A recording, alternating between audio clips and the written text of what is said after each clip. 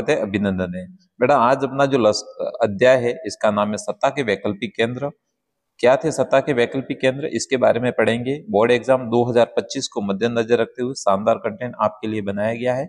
इस कंटेंट को स्टार्ट करने से पहले एक मोटिवेशन लाइन आपके लिए, काम करो ऐसा कि एक पहचान बन जाए, हर कदम चलो ऐसा कि निशान बन जाए, या जिंदगी तो हर कोई काट लेता है, जिंदगी जियो इस कदर कि आप मिसाल बन जाओ। आप लोगों के लिए क्या बन जाओ, मिसाल बन जाओ। चलिए बेटा आज का लेसन है वो स्टार्ट करते हैं। स्टार्ट करने से पहले आपको बता दें कि जो विश्व में सत्ता थी वो एक तो यूएसए के अंतर्गत थी और एक यूएसएसआर के अंतर्गत थी। यूएसए का मतलब होता है संयुक्त राष्ट्र अमेरिका और यूएसएसआर का मतलब होता है सोवियत रूस संघ। अब होता क्या है, ये पूंजीवाद का समर्थन करता है, ये साम्यवाद का समर्थन करता है। और 1990 और 91 में यूएसएसआर का विघटन हो जाता है। तब ये माना जाने लगा कि शक्ति है वो यूएसए के पास में चली जाएगी, परंतु ऐसा नहीं हुआ। तो कैसा हुआ इसके बारे में देखते हैं। 1990 के दशक में जब दो ध्रुवीयता का अंत होता है, मतलब यूएसएसआर का विघटन हो जाता है, तो यह माना जाने लगा कि विश्व में जो सत्ता है उसका वैकल्पिक केंद्र कुछ हद तक अमेरिका के प्रभुत्व में चला जाएगा। परंतु यूरोप में यूरोपियन संघ, ये यूएसएसआर से पश्चिमी यूरोप के देश जो उदय हुए थे, उन्होंने मिलकर के यूरोपियन संघ का निर्माण किया। और एशिया में दक्षिण पूर्वी एशियाई राष्ट्रों ने मिलकर के आसियान का गठन किया और एक दमदार शक्ति के रूप में उभर करके ये सामने आए। मतलब विश्व का क्या मानना था कि जो शक्ति है वो यूएसए के पास में चली जाएगी, परंतु ऐसा नहीं हुआ। शक्ति का संतुलन हुआ और दो संगठन बने, एक तो यूरोपियन संघ बना और एक आसियान का गठन हुआ। और इस प्रकार इन्होंने अपनी अर्थव्यवस्था को मजबूत करने के लिए बहुत अच्छे प्रयास किए। चलिए इस अध्याय में हम पढ़ेंगे कि इन्होंने अपनी अर्थव्यवस्था को किस कदर मजबूत किया। तो सबसे पहले देखते हैं यूरोपियन संघ। ये आपको जो दिख रहा है झंडा, ये यूरोपियन संघ का झंडा है जिसमें 12 सुनहरे रंग के स्टार है। और ये जो स्टार है वो यूरोपियन संघ के देशों में एकता का और मेल मिलाप का प्रतीक है। चलिए चलते हैं, इसको स्टार्ट करते हैं। मार्शल योजना के तहत यूरोपियन संघ की स्थापना होती है। और बेटा मार्शल योजना है वो 1948 में आती है। और इस योजना के तहत यूरोपियन संघ की क्या होती है, स्थापना। यदि आपको डायग्राम से समझना है तो आप डायग्राम से समझ सकते हो। मार्शल योजना के तहत यूरोपियन संघ आर्थिक सहयोग संगठन की स्थापना होती है। पश्चिमी यूरोप के देशों ने एक दूसरे की मदद की। यह एक ऐसा मंच था जिसके माध्यम से पश्चिमी यूरोप के देशों ने व्यापार और आर्थिक मामले में एक दूसरे की मदद की। 1949 में यूरोपियन परिषद का गठन होता है जो राजनीतिक सहयोग के लिए उत्तरदायी थी। और 1957 में यूरोपियन इकोनॉमिक कम्युनिटी का गठन होता है जो आर्थिक सहयोग के लिए उत्तरदायी थी। और इस प्रकार 1992 में इसकी परिणति ये होती है कि यूरोपियन संघ अस्तित्व में आता है। यदि आप नोट्स बनाना चाहते हो तो आप ऐसे लिखना, यह एक ऐसा मंच था जिसके माध्यम से पश्चिमी यूरोप के देशों ने व्यापक रूप से आर्थिक मामले में एक दूसरे की मदद की थी। आगे देखते हैं। मार्शल योजना के तहत 1948 में यूरोपियन आर्थिक सहयोग संगठन की स्थापना की गई और जिसके माध्यम से पश्चिमी यूरोप के देशों ने एक दूसरे की आर्थिक मदद की। यूरोपियन संघ के देशों ने राजनीतिक सहयोग के लिए 1949 में यूरोपियन परिषद का गठन किया गया और 1957 में यूरोपियन इकोनॉमिक कम्युनिटी का गठन किया गया। इसके माध्यम से आर्थिक सहयोग किया गया। 1992 में पूरी प्रक्रिया में यूरोपियन संघ अपने अस्तित्व में आता है और सुचारू रूप से कार्य करना प्रारंभ कर देता है। और 1993 के बाद में यूरोपियन संघ के सामने दो विकल्प आते हैं। और दो विकल्प कौन कौन से थे? प्रथम विकल्प के रूप में उसको पुरानी दुश्मनी को पुनः प्रारंभ करना था। किसके साथ में? यूरोपियन संघ की पुरानी दुश्मनी थी वो यूएसए के साथ में थी, उसको पुनः प्रारंभ करना। तथा दूसरा विकल्प ये था विश्व के साथ में अपने संबंधों को नए सिरे से स्थापित करना। और इस प्रक्रिया में यूरोपियन संघ ने अपना दूसरा विकल्प चुनना उचित समझा, क्योंकि अब उसको अपना क्या करना था, विकास करना था। इस प्रकार यूरोपियन संघ है वो अपने अस्तित्व में आता है। ये नोट से, शानदार नोट से, यदि प्रश्न आपका आ जाए कि यूरोपियन संघ की स्थापना कैसे हुई तो आप 5-6 पॉइंटों में उत्तर लिखिए, आपको शानदार नंबर मिलेंगे। चलिए आगे देखते बेटा, यूरोपियन संघ की क्या विशेषता थी। यूरोपियन संघ बन गया, बहुत सारे देश उसमें शामिल हो गए, तो उस संघ की क्या विशेषता थी? यूरोपियन संघ की विशेषता की बात करें तो उसकी प्रथम विशेषता यह थी कि यूरोपियन संघ में एक समान मुद्रा नीति थी। जितने भी देश थे यूरोपियन संघ में, उन सभी देशों में मुद्रा नीति थी वो एक समान थी। यूरोपियन संघ के सभी देशों में एक समान विदेश नीति व एक समान सुरक्षा नीति का पालन किया गया। और यूरोपियन संघ में सभी आर्थिक सहयोग देने वाली जो संस्थाएं थी उनको राजनीतिक आकार प्रदान किया गया। अब यूरोपियन संघ एक विशाल राष्ट्र राज्य की तरह कार्य करने लग गया। नए देशों को सदस्यता प्रदान करके अपने सहयोग के दायरे में विस्तार करने लगा। और ये महत्वपूर्ण विशेषता थी, ये सभी जो महत्वपूर्ण विशेषता है वो यूरोपियन संघ की है। बोर्ड के एग्जाम में प्रश्न पूछ सकता है कि यूरोपियन संघ की क्या विशेषता है, तो बेटा 5 पॉइंटों में आपका उत्तर होना चाहिए और शानदार आपके नंबर आएंगे। सबसे पहले देखिए, एक समान मुद्रा व्यवस्था थी, एक समान विदेश व सुरक्षा नीति थी, और जो आर्थिक सहयोग वाली संस्था थी उनको राजनीतिक रूप दिया गया। यूरोपियन संघ विशाल राष्ट्र राज्य की तरह कार्य करने लगा और उसने नए देशों को सदस्यता दी। यूरोपियन संघ ने अपने अंदर नए देशों को सदस्यता दी और ऐसा करके उसने सहयोग और दायरे का विस्तार किया। ये सभी महत्वपूर्ण विशेषता किसकी थी? यूरोपियन संघ की।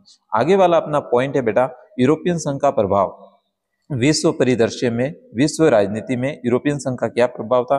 तो आप चाहो तो डायग्राम से समझ सकते हो। यूरोपियन संघ के 3 प्रभाव उभर करके सामने आए: आर्थिक प्रभाव, राजनीतिक प्रभाव और सैनिक प्रभाव। आर्थिक, राजनीतिक और सैनिक प्रभाव चाहो तो डायग्राम से भी याद कर सकते हो और चाहो तो नोट्स बना के भी आप याद कर सकते हो। तो देखिए बेटा, इसका क्या था प्रभाव। यदि हम यूरोपियन संघ के प्रभाव की बात करते हैं तो इसके 3 प्रभाव उभर करके सामने आए। सबसे पहला प्रभाव सैनिक प्रभाव, दूसरा प्रभाव आर्थिक प्रभाव और तीसरा है वो राजनीतिक प्रभाव था। बात करते हैं बेटा सैनिक प्रभाव की, तो यूरोपियन संघ की जो सेना थी वो विश्व की दूसरे बड़ी सेना बन गई। यूरोपियन संघ की जो सेना थी वो विश्व के दूसरे नंबर की बड़ी सेना बन गई। परमाणु हथियार, अंतरिक्ष विज्ञान, प्रौद्योगिकी में पूरे विश्व में यूरोपियन संघ का दूसरा स्थान लगने लगा। ये तो इसके सैनिक प्रभाव थे। बात करते बेटा आर्थिक प्रभाव की, तो 2016 तक यूरोपियन संघ की अर्थव्यवस्था में विश्व में दूसरा स्थान लगने लगा। जो 2016 में यूरोपियन संघ की अर्थव्यवस्था थी उसका पूरे विश्व में दूसरा स्थान था। तो पहला स्थान किसका था, आप कमेंट बॉक्स में जरूर इसका उत्तर दीजिए। तथा यूरोपियन संघ का सकल घरेलू उत्पादन मतलब जीडीपी है, वो $17,000 हो गया। ये इसका आर्थिक प्रभाव था। बात करते बेटा राजनीतिक प्रभाव की, तो इसके 2 राजनीतिक प्रभाव भी निकल के सामने आए। ब्रिटेन जो यूरोपियन संघ का सदस्य था, 31 जनवरी 2001 को यूएनओ से अलग हो गया। यूएनओ से क्या हो गया, अलग हो गया। और राजनीतिक प्रभाव के रूप में देखें तो यूरोपियन संघ एक देश फ्रांस था, वो सुरक्षा परिषद का स्थायी सदस्य बन गया और कई देश थे वो इसके अस्थायी सदस्य बन गए। इस प्रकार 2 राजनीतिक प्रभाव भी उभर करके सामने आए। अब अपने पूर्वी एशियाई राष्ट्रों का संगठन और जिसका शॉर्ट नाम है आसियान। आगे जो आप देख रहे हो बेटा, ये झंडा, ये चित्र जो देख रहे हो ये आसियान का झंडा है। कभी पूछेगा तो एक बार देख लेना इसको। देखते हैं आसियान का गठन कैसे होता है। तो दूसरे विश्व युद्ध से पहले और उसके बाद में एशिया महाद्वीप का यह जो भूभाग है, दक्षिण पूर्वी एशिया वाला भूभाग है, यह बार बार यूरोपियन और जापानी उपनिवेश का शिकार हुआ करता था। कभी उस पर यूरोपियन कंपनियां अधिकार कर लेती थी तो कभी जापानी लोग इसको अपना उपनिवेश बना देते थे। कब? दूसरे विश्व युद्ध के बाद में और दूसरे विश्व युद्ध के पहले। आगे क्या होता है, और जब भी युद्ध समाप्त होता था तो इसको राष्ट्र निर्माण, आर्थिक पिछड़ापन, गरीबी जैसी समस्याओं का सामना करना पड़ता था। दक्षिण पूर्वी एशिया का जो भूभाग था उसको राष्ट्र निर्माण, आर्थिक पिछड़ापन और गरीबी जैसी कई प्रकार की समस्याओं का सामना करना पड़ता था। शीत युद्ध के समय इस भूभाग को किसी एक महाशक्ति के साथ में जाने के लिए दबाव को भी झेलना पड़ा। शीत युद्ध जब चल रहा था, विश्व था वो 2 ध्रुवों में बढ़ गया था, यूएसए और यूएसएसआर। तो जो दक्षिण पूर्वी एशिया का भूभाग है, इन दोनों शक्तियों के साथ में से किसी एक ध्रुव के साथ में जाने के लिए उस पर दबाव पड़ता था क्योंकि स्वतंत्र राष्ट्र थे। इसी के चलते दक्षिण पूर्वी एशिया के देशों ने दक्षिण पूर्वी एशियाई संगठन बनाकर एक वैकल्पिक पहल प्रारंभ कर दी। उन्होंने आसियान का गठन किया और आसियान का गठन करके अपनी एक स्वतंत्र सत्ता बनाने का प्रयास किया गया। कैसे होता है आसियान का गठन, इसके बारे में शॉर्ट ये है, आप देख सकते हो कि 1967 में एक घोषणा पत्र होता है, बैंकॉक घोषणा पत्र, उस पर 5 देशों ने हस्ताक्षर किए, Malaysia, Indonesia, Malaysia, Philippines, Singapore और थाईलैंड। उसके बाद में Brunei, Vietnam, Laos, Myanmar, Cambodia, ये 5 देश और शामिल हो गए और इस प्रकार कुल मिला के इसमें आसियान में 10 देश शामिल हो गए और आसियान का गठन किया गया। आसियान का उद्देश्य था आर्थिक रूप से विकास करना और कानून का शासन स्थापित करना। ये इसके 2 महत्वपूर्ण उद्देश्य थे। आप चाहो तो डायग्राम से भी समझ सकते हो, परंतु इसमें से महत्वपूर्ण प्रश्न ये है कि इसमें कितने देश थे? 10 देश थे। इसका निर्माण हुआ है वो बैंकॉक घोषणा पत्र 1967 के अनुसार हुआ है। चलिए बेटा अब इसको समझते हैं कि क्या है। 1967 में 5 देशों ने बैंकॉक घोषणा पत्र पर हस्ताक्षर करके आसियान की स्थापना की, जिसमें 5 देश थे: Indonesia, Malaysia, Philippines, Singapore, Thailand. ये 5 देश थे, इन्होंने बैंकॉक घोषणा पत्र पर हस्ताक्षर किए और आसियान की स्थापना की। आसियान का जो मुख्य लक्ष्य था वो आर्थिक विकास करना, साथ साथ में सामाजिक और सांस्कृतिक विकास को भी हासिल करना। ये दोनों इसके महत्वपूर्ण लक्ष्य थे। आगे देखते हैं, इसमें सर्वप्रथम 5 देश आसियान में जुड़े, उसके बाद में 5 देश और जुड़े: ब्रुनेई, वियतनाम, लाओस, म्यांमार और कंबोडिया। इस प्रकार आसियान में कुल मिला के कितने देश हो गए? 10 देश हो गए। और दक्षिण पूर्वी एशियाई क्षेत्रों की आपस में एकता, सहयोग की भावना, औपचारिकता और प्रक्रिया की सामान्यता जो बात है वो आसियान शैली के नाम से जाना जाता है या आसियान वे के नाम से जाना जाता है। यहाँ पे ये देखना है आपको कि दक्षिण पूर्वी एशियाई देशों में जो एकता स्थापित करने की बात है, इन जो 10 देश है, इन 10 देशों में एकता, आपस में सहयोग करने की जो बात है, आपस में सहयोग करने की जो प्रक्रिया है, उस प्रक्रिया को आसियान शैली कहा जाता है या फिर आसियान वे कहा जाता है। 10 देशों में आपस में सहयोग, आपस में एकता, आपस में अनौपचारिकता, इस भावना की जो प्रक्रिया है उसको आसियान शैली, आसियान वे के नाम से जाना जाता है। आगे क्या है? आसियान देशों की सुरक्षा और विदेश नीतियों में तालमेल बनाने के लिए 1994 में आसियान क्षेत्रीय मंच ARF की स्थापना हुई। ARF की क्या हुई? स्थापना हुई। और बुनियादी रूप से देखें तो आसियान एक आर्थिक संगठन था और आसियान की अर्थव्यवस्था अमेरिका और यूरोपियन संघ और जापान की तुलना में काफी छोटी थी, परंतु इसका विकास बहुत तेज गति से हो रहा था। आसियान के देशों ने विदेश, श्रम और सेवा के मामले में मुक्त व्यापार की नीति अपनाई और मुक्त व्यापार की नीति पर अपना पूरा ध्यान दिया। यदि हम बात करें भारत की, तो भारत की मनमोहन सिंह जी की जो सरकार थी, उसने 1991 में पूर्वी देशों के प्रति, मतलब आसियान के प्रति लुक ईस्ट की नीति अपनाई, जबकि हमारे माननीय प्रधानमंत्री नरेंद्र मोदी जी ने 2014 में इन देशों के प्रति एक्ट ईस्ट की नीति अपनाई तथा पूर्वी देशों के प्रति भारत के संबंध जो आर्थिक मामले में थे उनको प्रगाढ़ किया। आगे देखते हैं चीन की अर्थव्यवस्था। चीन की अर्थव्यवस्था के बारे में अपने को पढ़ना जरूरी है क्योंकि ये उभरता हुआ बाजार था। देखते हैं, चीन ने 1978 में मुक्त व्यापार की अर्थात ओपन डोर की नीति अपनाई, जिसके कारण चीन में अद्भुत प्रगति हुई और एक बड़ी अर्थव्यवस्था बनकर विश्व के सामने उभर कर सामने आया। मतलब 1978 में चीन ने मुक्त व्यापार की नीति अपनाई, ओपन डोर की नीति अपनाई, और जिस कारण चीन में अद्भुत प्रगति हुई चीन की अर्थव्यवस्था में, और यह अर्थव्यवस्था विश्व के सामने, बड़ी अर्थव्यवस्था के सामने उभर करके आई। आर्थिक सफलता हासिल करने के बाद में चीन ने विश्व के सामने बड़ी तेजी से अपनी आर्थिक वृद्धि कर ली और माना ऐसा लग रहा था कि 2040 तक दुनिया का सबसे बड़ा आर्थिक शक्ति बन जाएगा तथा अमेरिका को भी पीछे छोड़ देगा। यह संभव हुआ चीन द्वारा अपनाई गई ओपन डोर की नीति से, अर्थात मुक्त व्यापार की नीति से। कहने का मतलब बेटा दूसरा पॉइंट ये है कि चीन ने अपनी अर्थव्यवस्था का इतना तेज गति से विस्तार किया था, इतना तेज गति से वहां पे विस्तार हो रहा था उसकी अर्थव्यवस्था का, कि ऐसे माना जा रहा था कि 2040 तक ये जो चीन है वो इतनी बड़ी आर्थिक शक्ति बन जाएगी कि अमेरिका को भी पीछे छोड़ देगी, क्योंकि उसने ओपन डोर की नीति अपनाई थी।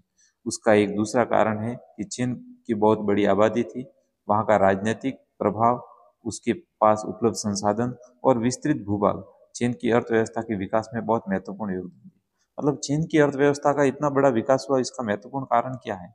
उसका राजनीतिक प्रभाव, उसके पास में विस्तृत भूभाग था, उसकी आबादी थी, और इन सभी ने चीन की अर्थव्यवस्था में अपना महत्वपूर्ण योगदान दिया। आगे वाला पॉइंट देखते बेटा, 1982 में चीन में खेती का निजीकरण हुआ और 1998 में उद्योगों का निजीकरण किया ताकि विदेशी निवेशक वहां पर अपने उद्योग स्थापित कर सके, जिससे चीन की अर्थव्यवस्था और मजबूत हो जाए। चीन ने, यहाँ पे चीन नहीं है बेटा, चीन समझना, चीन ने सेज की स्थापना की, और जिसका अर्थ होता है स्पेशल इकोनॉमिक जोन। कभी बोर्ड के एग्जाम में सीधा प्रश्न पूछेगा, सेज का पूरा नाम क्या है? Special economic zone. 1997 में वित्तीय संकट के बाद में आसियान आसियान देशों की अर्थव्यवस्था को टिकाए रखने में चीन का महत्वपूर्ण योगदान था तथा चीन विकासशील देशों के मामले में एक विश्व शक्ति के रूप में उभरता हुआ जा रहा है। कहने का मतलब ये है कि 1997 में जब आसियान है वो वित्तीय संकट में पड़ा हुआ था, तो इसको अ, उभारने का प्रयास जो किया था वो चीन ने किया था। चीन के साथ में भारत के संबंध कैसे है, इसके बारे में अपन देखते हैं। चीन पश्चिमी साम्राज्यवाद के उदय होने से पहले भारत और चीन एशिया महाद्वीप की दोनों महाशक्तियां थी। एशिया महाद्वीप की दोनों ही क्या थी, महाशक्तियां थी। दोनों महाशक्तियां आर्थिक रूप से, राजनीतिक रूप से और सांस्कृतिक रूप से एक दूसरे को प्रभावित करती थी तथा चीन और भारत के प्रभाव क्षेत्र के मामले में कभी टकराहट नहीं हुई। दोनों महाशक्तियां थी वो एक दूसरे को प्रभावित करती थी, उनके प्रभाव क्षेत्र के रूप में कभी टकराहट नहीं हुई। और दोनों देशों के बीच में टकराहट नहीं होने के कारण उसका परिणाम ये होता है कि दोनों देश एक दूसरे को प्रत्यक्ष रूप से समझ नहीं सके। और 20वीं शताब्दी में दोनों देशों के बीच में सीमा को लेकर जब तकरार प्रारंभ हुई हो गई, तो उनके बीच में जो गहरे संबंध बने हुए थे उसमें एक गहरी खाई आ गई। अब क्या होता है आगे, 1950 में चीन द्वारा तिब्बत को हड़पने और भारत चीन सीमा विवाद से दोनों देशों के बीच में संबंध एकदम गड़बड़ा गए और उसका परिणाम यह हुआ कि 1962 में भारत और चीन के बीच में युद्ध हो गया। 1962 में युद्ध में भारत को सैनिक सैनिक पराजय का सामना करना पड़ा। यहाँ पे पराजय लिख लेना, आप समझ लेना। और भारत चीन जो संबंध थे उस पर दीर्घकालीन असर पड़ा। फिर क्या होता है, 1986 में राजीव गांधी जब भारत के प्रधानमंत्री बने तो उन्होंने चीन का दौरा किया और भारत चीन संबंधों को सुधारने का प्रयास किया।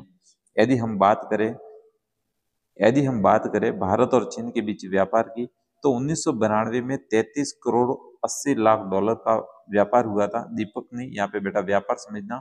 और 2017 में ये बढ़कर 84 लाख अरब डॉलर हो गया। मतलब कहते हैं कि भारत और चीन के बीच में जो अर्थव्यवस्था का आदान प्रदान है, जो आर्थिक मामले है, वो बढ़ ही रहे हैं। भारत चीन के लिए बड़ा कह सकते हैं कि अर्थव्यवस्था को बढ़ाने में भारत का बहुत बड़ा महत्वपूर्ण योगदान है। परंतु हाल ही में दोनों देशों के बीच में जो संबंध है उसमें गिरावट आई। उसका महत्वपूर्ण कारण क्या है, सीमा विवाद और भारत और पाकिस्तान के संबंध अच्छे नहीं है। इस कारण चीन है वो पाकिस्तान का दोस्त है, मित्र है, तो वो उसका ही साथ देता है। जब संयुक्त राष्ट्र संघ में आतंकवाद विरोधी भारतीय प्रस्ताव लाया जाता है तो चीन हमेशा पाकिस्तान का ही साथ देता है। और इस कारण भारत और चीन के जो संबंध है वो हाल में अच्छे नहीं है। आगे देखते हैं G7। ये कभी प्रश्न पूछा जाएगा कि G7 क्या है, तो G7 7 देशों का, जिसमें 7 देश शामिल है। कितने देश शामिल है, 7। और जिसमें Canada, France, Italy, Japan, America, Britain और Germany. Canada, France, Italy, Japan, America, Britain, ये 7 देश शामिल है। और एशिया महाद्वीप के देश की बात करें तो केवल जापान है। G7 का 50वां सम्मेलन 13 से 15 जून 2024 को इटली में आयोजित हुआ। और इसी के साथ में आपका जो चैप्टर है उसको पूरा एनालाइज कर दिया गया है। आप चाहो तो पीडीएफ के रूप में इसको लिख सकते हो, और आप चाहो तो नोट्स बना के अच्छी तैयारी कर सकते हो।